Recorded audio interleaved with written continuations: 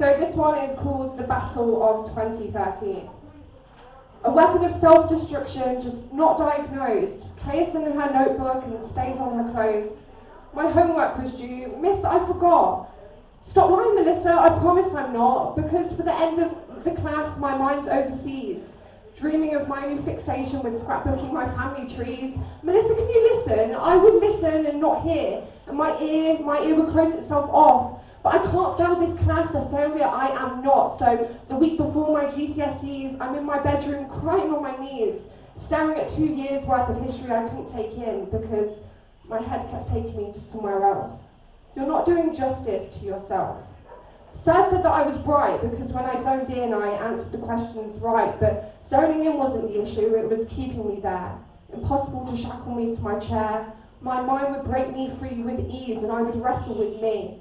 Force the shackles back on, they'll cut into the girl who was so desperate to break free. It's only easy for those whose minds and bodies don't try to flee. Tie my hands up and tape up my mouth. Just listen, you need to pass or your life will go south. But it didn't matter because everyone was handing me information on a platter and hungry I was not. Not for this food, but for what food? It changed every week. A new career adventure I would seek because my attention span was weak. So what am I, a frail failure of living by the norm? I felt different and constantly torn between different paths. I just wanted to succeed, but my superpower, I couldn't become a byproduct of the structure that they would feed. My mind did not operate on a basis of being basic. I was compassionate, complicated, and creative. Sir talks about the wars that changed the course of history, but the battle inside my brain to you is a mystery. And in the staff room I was labelled as easily distracted, making the concept of me as a student seem unattractive. Lesson plans created for the neurotypical, but calling out their flaws as teachers was a bit hypocritical. An education system built to make me not feel capable. The feeling of failure was inescapable.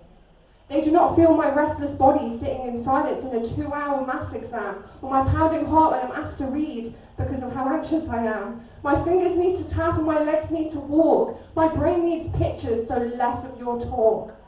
You know the saying, in one ear and out the other, but my ear would close itself off, but I can't fail this class because a failure I am not, so I force-fed my mind with all the dates and key events that I could find. My ambition and lack of attention fought until the death, and I was knocked down, but I refused to take my last breath. I'll watch Henry VIII and I'll draw cartoons of the Cold War ire. It was like someone dropped a match into the ring of fire and everything connected. I couldn't learn how they did, not present how they wanted me to be, but after revising for days in a state of hyper-focus, I still got to be. They say, how did she do it? But for them, still a mystery.